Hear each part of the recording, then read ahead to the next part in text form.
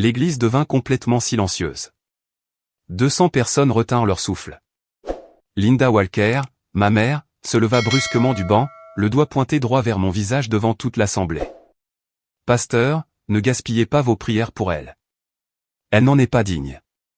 Elle n'est rien. » Un silence lourd, étouffant, tomba sur le sanctuaire. 200 personnes. Chacune d'elles me fixait, trop choquée pour même murmurer. Je ne pleurais pas. Je ne répondis pas un seul mot. Je restais assise là, la colonne droite, les deux mains posées à plat sur mes cuisses, dans la posture d'une officière entraînée à rester au garde-à-vous face à des coups bien plus lourds que des mots. J'étais seul, au milieu d'une rangée vide. Je ne dis rien.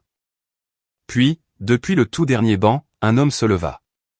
Son visage était une carte de vieille cicatrice de brûlure. Ses mains étaient tordues et recroquevillées par un incendie survenu des années plus tôt.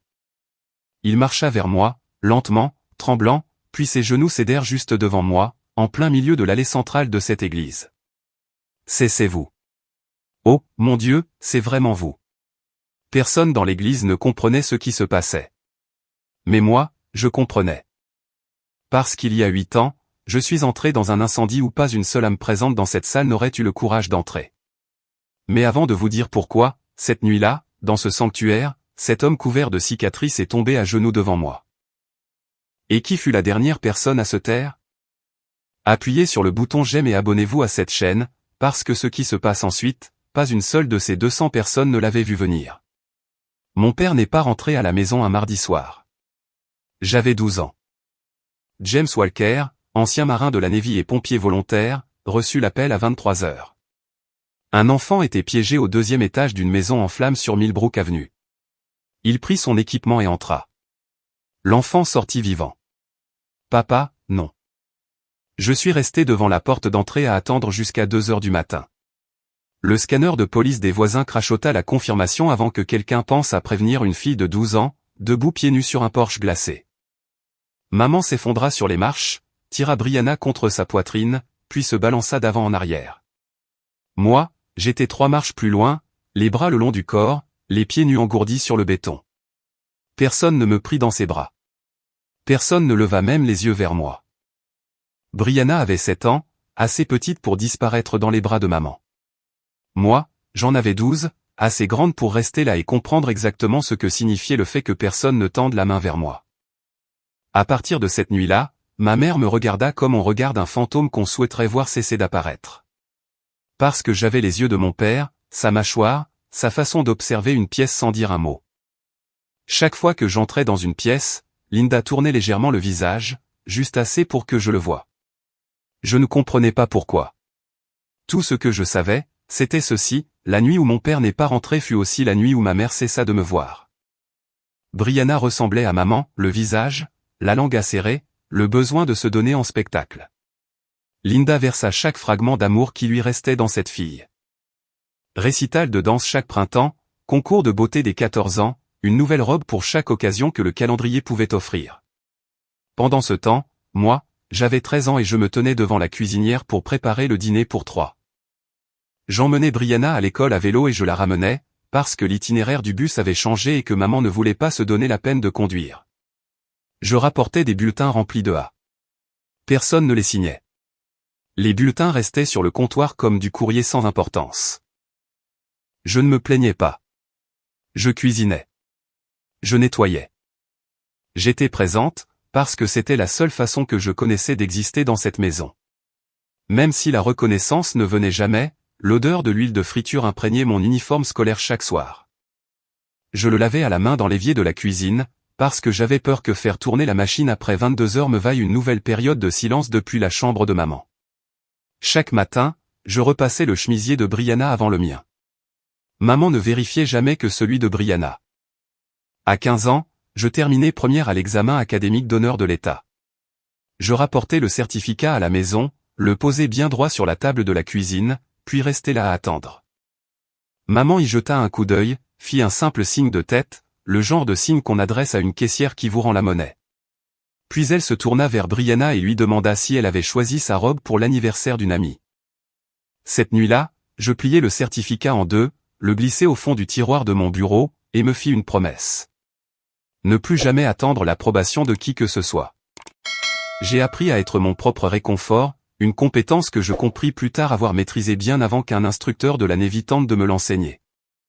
Et dans ce même tiroir, je trouvais quelque chose que maman avait manqué lorsqu'elle avait effacé toute trace de papa de la maison, une photographie. James Walker, dans son uniforme blanc de cérémonie de la Navy. 23 ans, le regard stable, le visage rasé de près. Elle avait fait disparaître chaque cadre, chaque album, mais cette photo avait échappé au nettoyage. Je la cachais dans mon cahier de géométrie, mon premier secret, ma seule preuve que l'homme qui avait fait de moi ce que je suis avait réellement existé sous ce toit. Je fixais cette photo longtemps. La même mâchoire que je voyais dans le miroir. Les mêmes yeux calmes. La décision ne prit pas la forme de mots, mais de mouvements. À 16 ans, je commençais à me renseigner sur les bourses du NROTC, en silence, sans le dire à personne. Pas pour prouver quoi que ce soit à ma mère, mais pour me prouver à moi-même que le sang des Walker, celui qui fonce dans le feu pour sauver des inconnus, n'était pas ce sang sans valeur qu'elle semblait voir en moi. Je refermais les doigts autour du pendentif en forme d'encre argentée à mon cou. Celui de papa.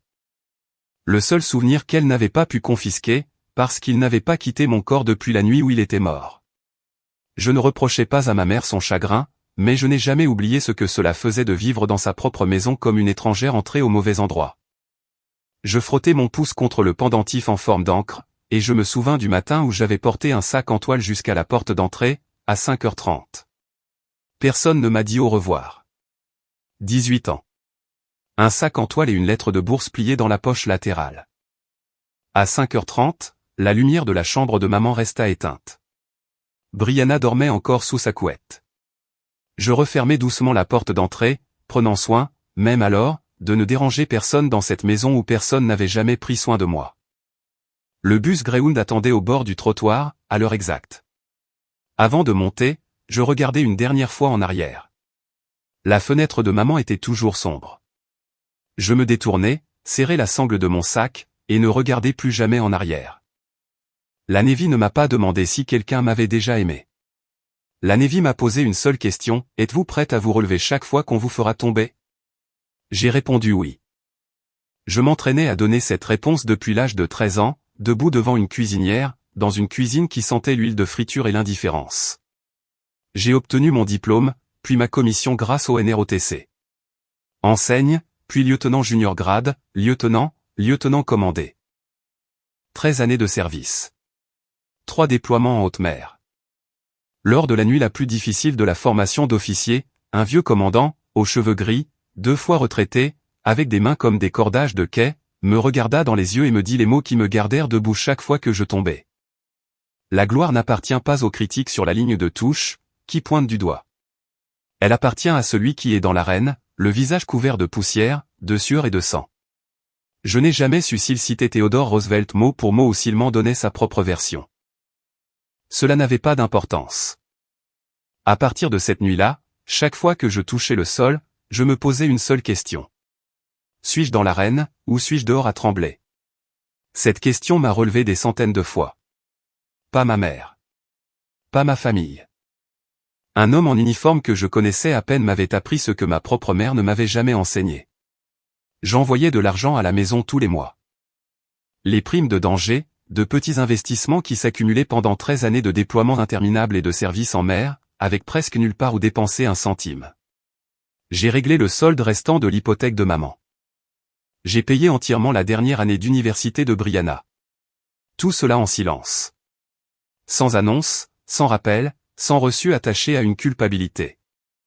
Un soir, sur le navire, j'ai ouvert mes relevés bancaires et découvert que Brianna avait retiré l'argent destiné à son dernier semestre, mais ne l'avait jamais payé au bureau de l'université. Elle l'avait dépensé dans une robe et un week-end entre amis.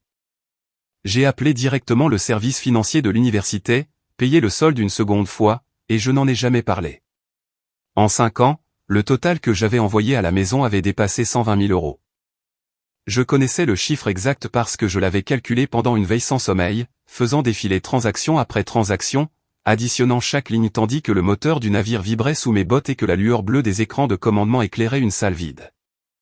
Chaque appel à la maison suivait le même scénario. 7 minutes. Maman me demandait comment j'allais pendant environ 2 minutes, d'un ton plat, distrait, comme si elle cochait une case. Puis 5 minutes sur Brianna, la robe de mariée sur mesure, le nouvel appartement sur lequel son fiancé avait versé un acompte, la fête de fiançailles à laquelle je n'avais pas été invité. Avant de raccrocher, je disais, j'ai déjà envoyé le virement de ce mois-ci.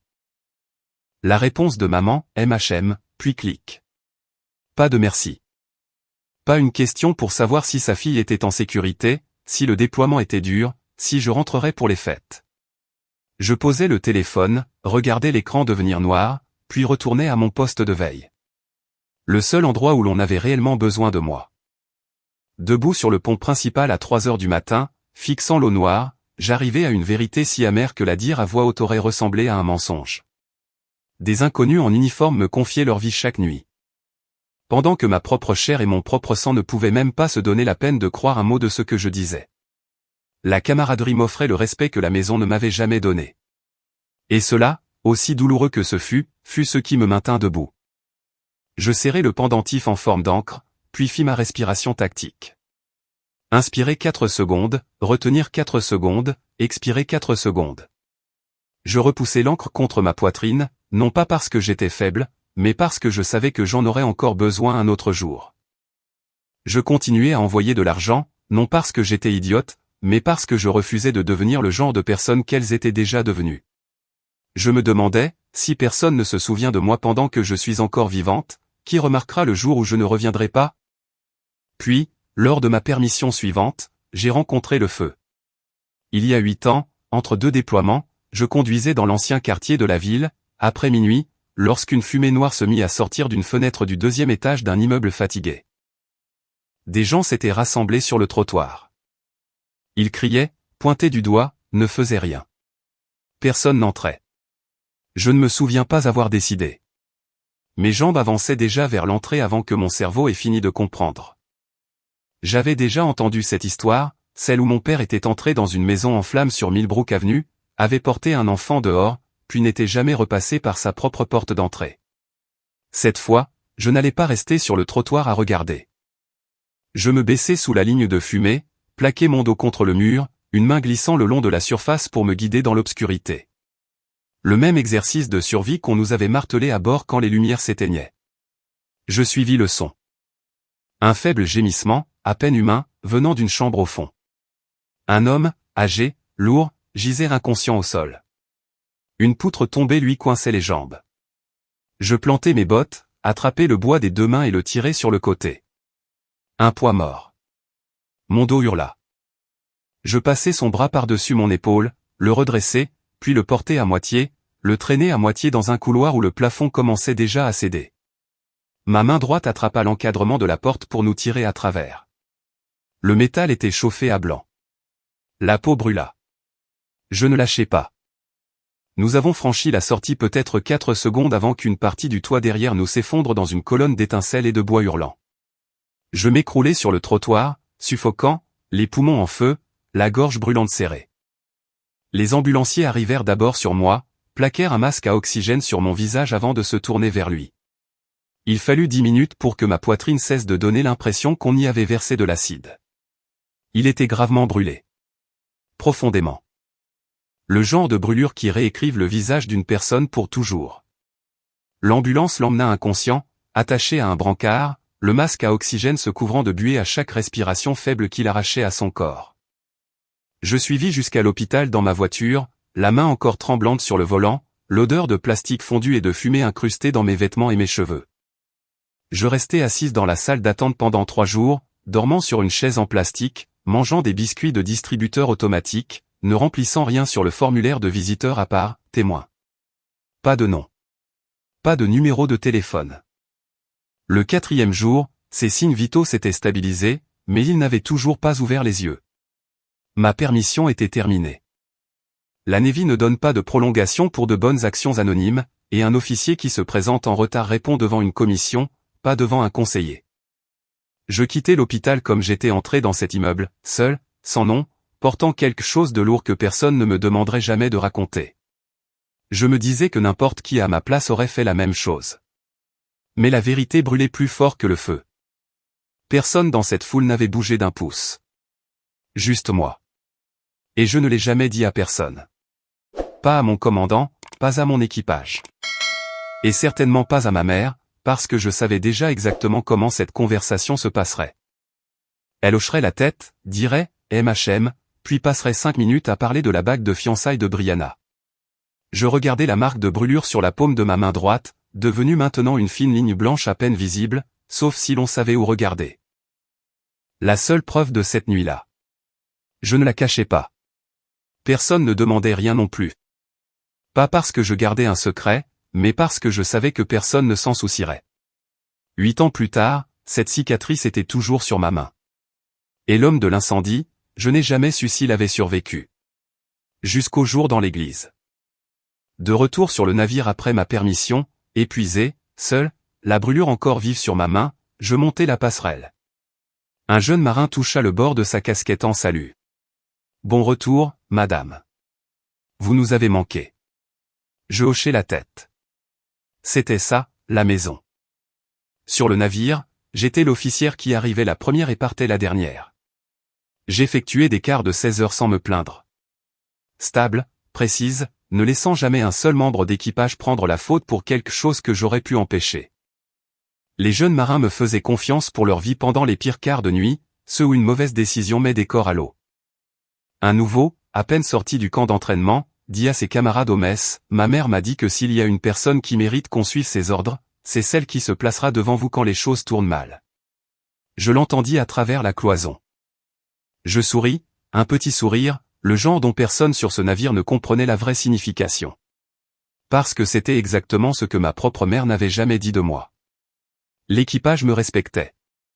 Le commandement me confiait les missions les plus difficiles. Et je les accomplissais, pas pour les médailles, mais parce que c'était le seul endroit sur Terre où mon sacrifice était réellement vu. Pendant ce temps, sur le continent, Linda était assise dans la salle paroissiale après l'office du dimanche, racontant aux dames de l'église sa version de notre famille. Sarah était quelque part à faire de petits boulots pour l'armée. Rien qui mérite qu'on en parle. Brianna, en revanche, voilà la vraie fierté de la famille Walker. Fraîchement diplômée, fiancée à un jeune avocat, les préparatifs du mariage battaient leur plein. Le pasteur demanda un jour de mes nouvelles. Linda fit un geste de la main. Oh, elle va bien. Elle ne pense qu'à elle. Une femme de l'assemblée remarqua quelque chose. L'invitation de mariage que Brianna faisait circuler ne mentionnait pas de demoiselle d'honneur. Pas de sœur dans le cortège. Pas de sœur sur la liste des invités. Quelqu'un demanda pourquoi. La réponse de Linda tomba comme une porte claquée. Elle est trop occupée. Elle ne se soucie pas des affaires de famille. Cette phrase, prononcée négligemment entre du gâteau au café et de l'eau citronnée, serait retenue par 200 personnes. Et elle reviendrait brûler Linda d'une manière qu'elle n'aurait jamais imaginée. Les appels depuis le navire ne changeaient jamais. 2 minutes où Linda faisait semblant de s'intéresser. « Ça va ? » ?»« Oui, ça va. » Puis 5 minutes sur Brianna, la robe sur mesure, l'acompte du lieu de réception, la fête de fiançailles dont personne n'avait pensé à me parler avant qu'elle soit déjà terminée. Avant de raccrocher, je disais toujours, j'ai envoyé le virement de ce mois-ci. Et maman me donnait toujours la même chose. La tonalité. Aucun suivi. Aucune curiosité. Pas une seule question pour savoir si sa fille aînée était en sécurité, si la mère était agitée, si je serais à la maison pour Noël. Je posais le téléphone, regardais l'écran s'éteindre, puis retournais à mon poste. L'endroit où je comptais réellement. À 3 heures du matin, sur le pont principal, océan noir, ciel noir, vent salé, je retournais dans ma tête une vérité assez tranchante pour couper l'os. Les inconnus avec qui je servais prendraient une balle pour moi sans réfléchir. Pendant que la femme qui m'avait mise au monde ne pouvait pas m'accorder 60 secondes d'intérêt sincère. La fraternité m'avait donné une dignité que je n'avais jamais goûtée à la maison. Et cette contradiction, aussi douloureuse fut-elle, devint la poutre d'acier qui soutenait tout ce que j'avais bâti. Je pressai mes doigts contre le pendentif en forme d'encre. Respiration tactique. Inspirer 4 secondes, retenir 4 secondes, expirer 4 secondes. J'avalais la colère. Je la rangeais. J'en aurais besoin. Je continuais à envoyer de l'argent parce que, le jour où j'arrêterais, je deviendrais comme elle, et je préférerais me noyer. Lors de ma permission suivante, je passai par l'ancienne maison pour récupérer quelques affaires dans le débarras. J'ouvris la boîte aux lettres du couloir et trouvai une enveloppe bancaire adressée à mon nom, pour un prêt que je n'avais jamais demandé. Je la déchirai. À l'intérieur, un contrat de prêt personnel. Mon nom imprimé en haut. Mon numéro de sécurité sociale. Cette maison exacte indiquée comme adresse de contact. Une signature au bas de la page, censée être la mienne. Je regardais l'écriture, tremblante, penchée fortement vers la droite, rien à voir avec ma façon de signer. Ma main se referma sur le bord du papier jusqu'à le froisser. Respiration tactique. Inspirer 4 secondes, retenir 4 secondes, expirer 4 secondes. Je posai le document sur la table de la cuisine. La même table où, 20 ans plus tôt, une fille de 15 ans avait posé un certificat dont personne ne s'était soucié. Calme, contrôlé, comme si je désamorçais un explosif, étape par étape. Pas de précipitation. Je fis les calculs. Le prêt frauduleux s'élevait à environ 47 000 €. Assez pour un apport sur une maison à moi. Assez pour une voiture correcte. Assez pour changer une vie. Linda avait utilisé mon identité, mon numéro de sécurité sociale, mon adresse militaire pour obtenir ce prêt pendant que j'étais déployé à l'autre bout du monde. Aucune permission demandée. Aucune notification envoyée. Dans l'armée, se faire passer pour un autre militaire est une infraction passible de cour martiale, punie par le Code uniforme de justice militaire. À la maison, ma propre mère avait falsifié mon nom comme s'il ne s'agissait que d'un autre morceau de papier. Je pris mon téléphone et appelai Military One Source, la ligne juridique gratuite pour les militaires en service actif. L'avocat à l'autre bout confirma ce que je savais déjà. C'était une fraude d'identité fédérale. J'avais des motifs pour porter plainte. Une condamnation pouvait signifier une peine de prison. Je le remerciai, raccrochai, et choisis de ne rien faire. Pas encore. Pas parce que j'avais peur. Parce que je ne voulais pas être la personne qui enverrait sa propre mère en prison, même si cette mère ne m'avait jamais montré la même clémence. Je ne fis pas de scène. Je ne claquai pas de porte. Je n'appelai pas Linda en hurlant. À la place, je fis ce que 13 ans de formation militaire avaient gravé en moi. Je documentais. Je photographiais chaque page du contrat de prêt, fis des captures d'écran de chaque relevé bancaire, croisais les dates, les montants, les numéros de compte. L'instinct d'un officier ne tolère pas le travail bâclé, même quand les preuves vous retournent l'estomac. Je créai un dossier sur mon téléphone, avec un nom de code que seul moi comprendrais. Personne ne savait qu'il existait.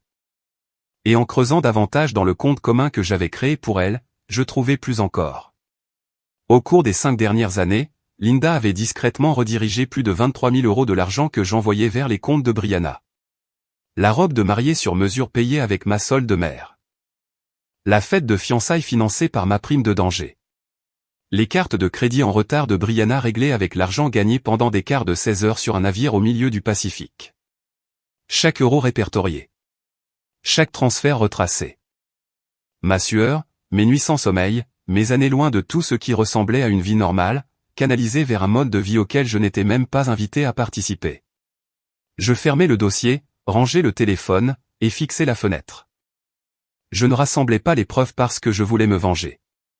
Je les rassemblais parce qu'une partie de moi, la partie qui était encore une fille de 12 ans debout dans une cuisine, attendant que quelqu'un la regarde, avait besoin de savoir qu'un jour, je n'avais pas tout imaginé. Je traçai la cicatrice pâlie dans la paume de ma main droite. 2 secrets vivaient désormais sur mon corps, une marque de brûlure dont personne n'avait jamais demandé l'origine, et un dossier dont personne ne connaissait l'existence. Les preuves reposaient dans mon téléphone comme une arme chargée, cran de sécurité enclenché. Je ne savais pas quand je l'utiliserais. Je savais seulement ceci, quand ce jour viendrait, je serais prête. Et ce jour arriva plus tôt que prévu. Mon téléphone vibra. Un message du pasteur de l'église. L'église va inaugurer une plaque commémorative pour James Walker ce dimanche. Ta famille sera là. J'espère que tu viendras aussi, Chiara. Je lus le message. Mon pouce resta suspendu au-dessus du dossier de preuves pendant une longue seconde. Puis je répondis, je serai là. Si vous avez déjà connu le sentiment d'un membre de votre famille utilisant votre gentillesse pour vous vider jusqu'au bout, donner tout ce que vous avez et ne recevoir en retour que du silence, alors appuyez sur j'aime pour cette histoire. Et si vous voulez partager votre propre histoire dans les commentaires, je les lirai toutes. Je pris une permission, pris l'avion pour rentrer, et entrer dans l'église le dimanche matin. La même église où papa s'asseyait chaque semaine, où je me glissais à côté de lui quand j'étais petite, où sa main calleuse reposait sur mon épaule pendant les cantiques. C'était il y a 23 ans. Maintenant, j'étais assis seul, au milieu d'une rangée, avec des sièges vides de chaque côté comme une zone de quarantaine. Maman et Brianna étaient au premier banc, robes assorties, posture assortie, une forteresse à 2 personnes sans place pour une troisième. Ni l'une ni l'autre ne se retourna. Pas quand je suis entré. Pas quand je me suis assise.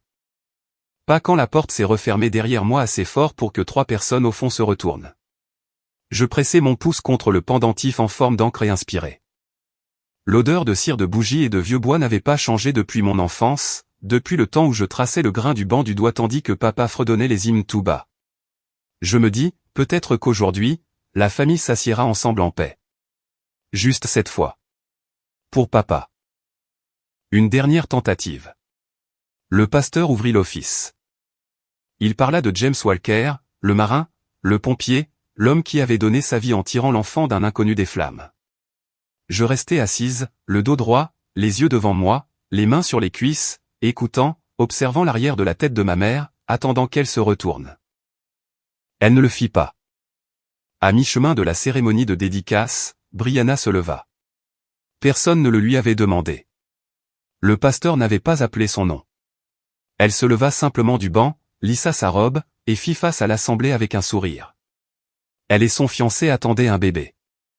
200 personnes éclatèrent en applaudissements. L'inauguration d'une plaque pour un héros mort venait de se transformer en célébration de la nouvelle personnelle de Brianna Walker. Le pasteur, toujours gracieux, proposa une prière de bénédiction pour les 2 sœurs, pour la joie de Brianna, et pour Chiara, qui venait de rentrer d'un long et éprouvant déploiement. Pendant une fraction de seconde, quelqu'un dans cette église m'avait réellement vu. Ma gorge se serra, mes yeux brûlèrent. Une simple phrase bienveillante d'un homme que je connaissais à peine faillit me briser, parce que la gentillesse, venant de n'importe qui, n'importe où, avait été si rare. Mais Brianna l'interrompit, un ricanement étirant le coin de sa bouche. Priez pour elle ? Elle a 35 ans, pas de mari, pas d'enfant, juste un uniforme qu'elle aime exhiber. Une vague de murmures gênés traversa les bancs. Brianna se rassit, satisfaite. La détente avait été pressée. Puis ma mère se leva. Linda Walker, la femme que j'avais soutenue financièrement pendant 13 ans, dont j'avais payé l'hypothèque en silence, dont j'avais découvert la fraude d'identité et choisi de ne pas signaler, se leva de son siège, se tourna vers moi, et planta son doigt dans l'air entre nous comme une lame. Pasteur, ne gaspillez pas vos prières pour elle. Elle n'en est pas digne. Elle n'est rien. Un silence mort, paralysant, tomba sur la salle. Personne ne rit. La cruauté pure des mots rebondit contre les murs de pierre, contre le plafond voûté, contre chaque surface de cette pièce. Acoustique. Inévitable. Impossible à cacher. Elle resta suspendue dans l'air comme la fumée de l'artillerie. Lourde, étouffante, impossible à ignorer. Je restais assise là, le dos droit, les mains à plat sur mes cuisses. Posture d'officier. Je ne pleurais pas. Je ne discutais pas. Mes jointures blanchirent sous la pression de mes poings contre mes jambes. Respiration tactique. Inspirer 4 secondes, retenir 4 secondes, expirer 4 secondes. Ma mâchoire était tellement serrée que j'entendais mes propres dents grincer en moi. Quelque chose bougea et se fissura. Le dernier morceau de la fille de 12 ans qui avait plié un certificat dans une cuisine sombre, qui avait cuisiné des repas pour lesquels personne ne l'avait remercié, qui avait porté un sac en toile jusqu'à la porte à 5h30 sans que personne la regarde. Qui avait envoyé 120 000 € à la maison sans jamais entendre le mot merci. Ce morceau se brisa. J'avais cru être immunisé. J'avais affronté des exercices sous le feu, des tempêtes en mer, des quarts de 16 heures sans sommeil. Je croyais que personne dans cette pièce ne pouvait encore m'atteindre. J'avais tort. Mais l'officière tint sa position. Les yeux devant elle, la colonne verrouillée, la respiration contrôlée. La fille de 12 ans hurlait derrière une porte fermée. L'officière montait la garde devant, la main sur la poignée, refusant de la laisser sortir. Puis, depuis le dernier rang, le bruit d'une chaise en bois raclant le sol. Lourd. Délibéré. Un homme se leva. Grand, aux cheveux argentés. Son visage et ses mains étaient un assemblage de vieilles cicatrices de brûlure. Il commença à avancer, les yeux fixés sur mon cou, sur le pendentif en forme d'encre argentée qui captait la lumière sous les lampes de l'église. 2 personnes près de lui tendirent la main vers son bras, pensant qu'il avait perdu l'équilibre. Mais il n'avait pas trébuché. Il se mettait à genoux volontairement, là, dans l'allée centrale. 200 pères Dieu le suivirent. Personne ne savait qui il était, mais il marchait droit vers moi.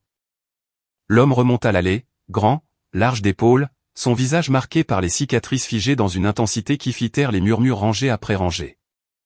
2 personnes à l'avant se levèrent instinctivement, tendant la main vers son coude, réaction naturelle lorsqu'on voit un homme âgé instable sur ses jambes. Mais il n'était pas instable. Il était certain. Ses genoux frappèrent le plancher en bois devant mon banc avec un son qui résonna dans l'église silencieuse comme un marteau de juge. Délibéré. Final. C'est vous. Oh, mon Dieu. C'est vraiment vous. Sa voix se brisa. Ses yeux étaient rouges et humides. Ses mains abîmées agrippaient le bord du banc, les jointures blanchies sous le tissu cicatriciel. Les murmures commencèrent bas, confus, se répandant à travers les rangées comme le vent dans l'herbe. Personne ne comprenait. Personne, sauf moi. Je regardais son visage, et j'étais de retour là-bas. La fumée. La poutre. Mes poumons en feu. Les 4 secondes entre nous et l'effondrement du toit. 8 ans disparurent en un seul regard. Il se tourna vers l'assemblée. Sa voix tremblait, mais elle portait la voix d'un homme qui avait passé des décennies à donner des ordres devant des formations, qui savait projeter même quand sa gorge se refermait. Harold Brigg, CPOE 7, Navy retraité. Il y a 8 ans, j'étais piégé dans un appartement en flammes. Personne n'est entré. Les pompiers n'étaient pas encore arrivés. Cette femme, celle que vous regardiez tous à l'instant, est entrée seule dans cet incendie. Elle a retiré une poutre en bois de mes jambes, m'a porté sur son épaule, et m'a fait sortir quelques secondes avant que le toit ne s'effondre. Il fit une pause. Ses yeux balayèrent la salle. Je ne connaissais pas son nom. La seule chose dont je me souvenais avant de perdre connaissance, c'était le pendentif autour de son cou. Une encre argentée. Il avala difficilement. J'ai passé 8 ans à chercher la personne qui m'a sauvé la vie. Et aujourd'hui, Dieu l'a placé ici, devant moi, dans cette église, pendant que sa propre famille disait à 200 personnes qu'elle n'était rien. Sa voix se brisa sur le dernier mot. 200 personnes l'entendirent. Le sanctuaire se figea. Une seconde de silence absolu, puis les murmures se rompirent comme un barrage. Les gens se levèrent pour mieux voir. Les têtes se tournèrent vers Harold, toujours à genoux, puis vers Linda. Et le regard dans leurs yeux avait complètement changé. Chaque regard de malaise passif, 5 minutes plus tôt, s'était transformé en autre chose. Jugement. Choc. La lente réalisation qu'il regardait une femme qui avait fait quelque chose qu'aucun d'eux n'avait eu le courage de faire. Brianna se laissa retomber sur son siège, le visage vidé de couleur, les mains serrées sur ses genoux, son sourire confiant effacé. Elle semblait plus petite que je ne l'avais jamais vue. Linda resta figée au milieu de la rangée, le doigt toujours levé, mais ne pointant plus rien, la bouche ouverte, la mâchoire travaillant sans qu'aucun son n'en sorte. Ce n'était pas le silence d'une femme qui regrettait. C'était le silence de quelqu'un pris dans un mensonge qu'elle vendait depuis des années, prise devant chaque personne qui l'avait achetée. L'histoire qu'elle avait bâtie, pièce par pièce, la fille inutile qui faisait de petits boulots quelque part, venait d'être démolie par la seule personne qu'elle n'aurait jamais imaginé voir franchir ses portes. Je le reconnus alors. Harold Brigg. La même branche que mon père. La même branche que moi. Il n'avait jamais rencontré James Walker. Il ne savait pas que j'étais la fille de James. Il ne savait qu'une chose. La femme qui venait d'être publiquement humiliée était celle qui avait risqué sa vie pour le tirer d'un immeuble en flammes. En moi, 2 voix se battaient pour prendre le contrôle. La fille de 12 ans, celle qui avait plié des certificats, cuisiné seule et quitté la maison à l'aube sans adieu, voulait pleurer. Parce que, pour la première fois de sa vie, quelqu'un était à genoux pour elle. Pas pour Brianna. Pour elle. Mais l'officière donna l'ordre. C'est le moment. Je me levai lentement. Pas de hâte. Pas de colère. Calme, comme on se tient sur la passerelle d'un navire au milieu d'une tempête qu'on a déjà appris à ne plus craindre. Je pris le bras de Harold et l'aidai à se relever. Entre deux marins, ce signe de tête suffisait. Puis je me tournai vers ma mère. 200 personnes retinrent leur souffle pour la deuxième fois ce matin-là. Et je commençai à parler. Je ne criais pas. Je ne pleurais pas. Je restais dans l'allée, aidant Harold à garder son équilibre, parce que c'est ce que je suis. On prend soin des siens avant de prendre soin de soi. Ma main tenait son bras, une prise d'officier, ferme, stable. Il se redressa et hocha la tête une fois. Entre marins, c'était tout ce qu'il fallait dire. Je me tournai vers ma mère. Derrière moi, les murmures n'étaient pas encore retombés. Mais dès que j'ouvris la bouche, l'église redevint silencieuse. Maman a dit que je ne valais pas une prière, dis-je. Ma voix sortit plate, mesurée, le même ton que j'utilisais pour lire des coordonnées lors d'un briefing tactique. Pas de tremblement. Pas de supplication. Alors laissez-moi dire à tout le monde ici ce que j'ai réellement fait pendant les 13 dernières années. Je sortis mon téléphone de ma poche, ouvris l'application bancaire. Non parce que j'avais planifié ce moment, mais parce que je portais ce téléphone chaque jour comme un rappel pour moi-même que ce que j'avais fait était réel, que les chiffres étaient réels, que le sacrifice n'était pas quelque chose que j'avais inventé sur un navire au milieu de l'océan. Je lus à voix haute, ligne par ligne, l'historique des virements. Lentement. Avec précision. Chaque entrée fut prononcée comme on lirait un rapport de perte devant une commission d'enquête, avec poids, avec exactitude, sans place pour le déni. Le solde restant de l'hypothèque de la maison de maman, payé sur 5 ans avec ma solde de service en mer. Les frais universitaires de Brianna, payés 2 fois, parce que la première fois, Brianna avait gardé l'argent et l'avait dépensé pour un week-end au lieu de le remettre au bureau de l'université. Les factures d'hôpital de maman après son opération de l'année précédente, réglées sans appel, sans reconnaissance, sans un seul message de remerciement.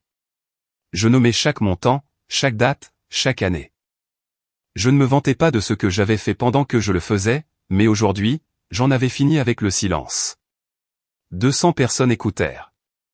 Personne n'osa expirer trop fort. Une femme âgée au 3e rang se rassit lentement et pressa la main contre sa bouche. Elle savait exactement ce qu'elle était en train de voir. Je fis une pause, regardai ma mère dans les yeux, sans haine, sans supplication, seulement avec le contrôle absolu de quelqu'un qui a passé 13 ans à apprendre à garder le visage immobile pendant que le monde explose autour d'elle. Je suis aussi au courant du prêt personnel que tu as contracté à mon nom pendant que j'étais déployé, dis-je. 47 000 €. Mon numéro de sécurité sociale. Mon adresse militaire. Une signature qui n'est pas la mienne. Les murmures derrière moi explosèrent, puis s'interrompirent d'eux-mêmes. J'aurais pu appeler la banque. J'aurais pu rendre les choses bien pires pour toi que tout ce qui se passe dans cette salle en ce moment. Je ne l'ai pas fait. Je laissais les mots s'installer. Les laisser pénétrer 200 crânes. J'ai seulement besoin que tu saches que j'ai toujours tout su. Le corps de Linda tressaillit comme si elle avait touché un fil sous tension. Pour la première fois, la réalisation la frappa. Sa fille n'était pas simplement tombée par hasard sur la fraude. Sarah avait su pendant des mois, documenter chaque centime avec la précision d'une officière, consulter des avocats militaires, posséder le droit légal complet de la détruire, et avait choisi de ne pas le faire. Et maintenant, elle se tenait dans une église, devant chaque personne qui avait un jour écouté les histoires de Linda sur sa fille aînée sans valeur, et tout le récit s'effondrait en temps réel. Brique par brique. Mensonge par mensonge. Brianna fixait le sol, la mâchoire verrouillée, les doigts enfoncés dans ses propres genoux. Les frais universitaires qu'elle avait gardés et dépensés pour une escapade de week-end, pendant que sa sœur payait silencieusement l'université une seconde fois. La robe de mariée sur mesure, ajustée et retouchée avec de l'argent gagné lors de missions à risque. Le solde de carte de crédit en retard réglé avec des fonds issus de quarts de 16 heures au milieu de l'océan Pacifique. Chaque élément était maintenant gravé dans la mémoire de 200 témoins, qui ne regarderaient plus jamais Brianna Walker de la même façon, et qui n'oublieraient jamais ce dimanche matin aussi longtemps qu'ils vivraient. Je n'ai pas besoin que vous me remerciez pour tout cela, dis-je, toujours avec le même ton plat, la même colonne verrouillée. J'ai seulement besoin que vous sachiez ceci.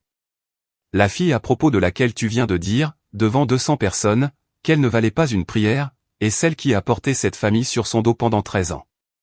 Silence. Le genre de silence qui appuie sur les tympans. Je fis l'annonce comme je donne un ordre opérationnel final. Court. Non négociable. Sans place pour le débat. À partir du mois prochain, tous les virements automatiques s'arrêteraient. Maman devrait tenir debout par ses propres moyens, comme je le faisais depuis l'âge de 13 ans. Ce n'était pas une vengeance servie brûlante, avec larmes et cris.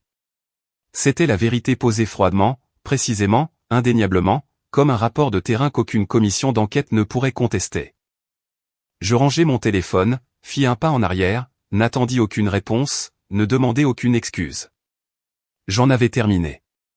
Je tournai le dos et marchai vers la porte de l'église. Je ne regardais pas derrière moi.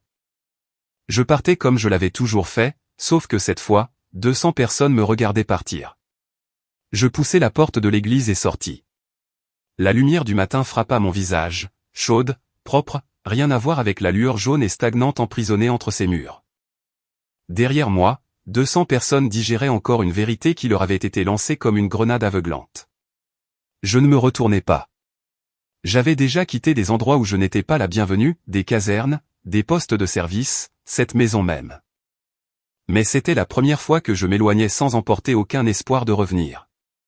Et cela, aussi étrange que cela paraisse, pesait moins lourd que je ne l'aurais cru. Des pas lourds résonnèrent derrière moi. Harold attrapa ma main avant que j'atteigne la dernière marche. « Tu ne leur dois rien, dit-il, la voix basse, rendue rauque par le tissu cicatriciel et des années d'air marin. Moi, je te dois le reste de ma vie. Laisse-moi t'aider. Pas avec de l'argent, mais en faisant en sorte que cette communauté sache qui tu es vraiment. » Je le regardais. Cet homme fait de cicatrices, de brûlures et de discipline navale. Celui que j'avais tiré d'un incendie sans connaître son nom. Celui qui avait passé 8 ans à me chercher. Je hochai la tête. Je ne dis pas grand-chose. Entre personnes qui ont servi, les mots pèsent plus lourd lorsqu'ils sont peu nombreux. Je m'assis sur les marches de l'église, inspirai longuement et lentement. Pour la première fois, ce n'était pas contrôlé.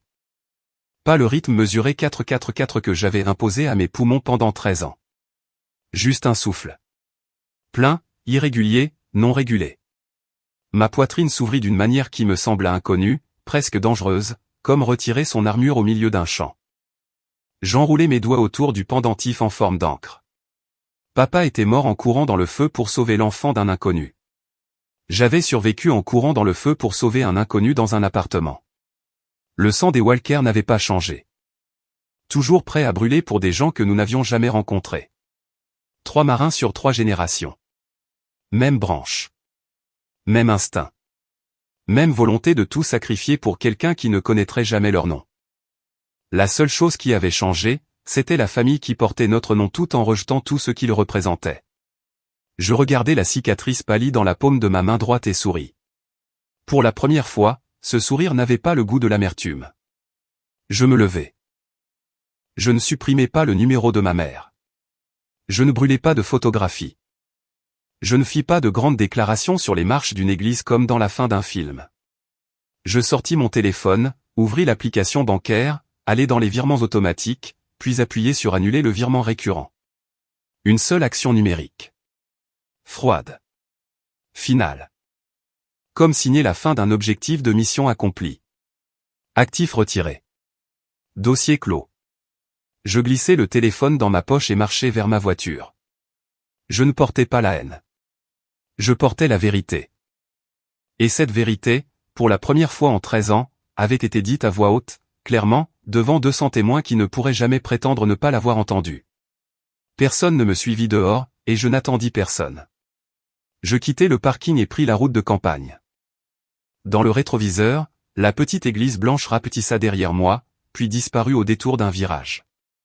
Devant moi, une longue route s'étirait, et la lumière du matin se répandait sur l'asphalte comme une promesse que j'étais enfin autorisé à croire.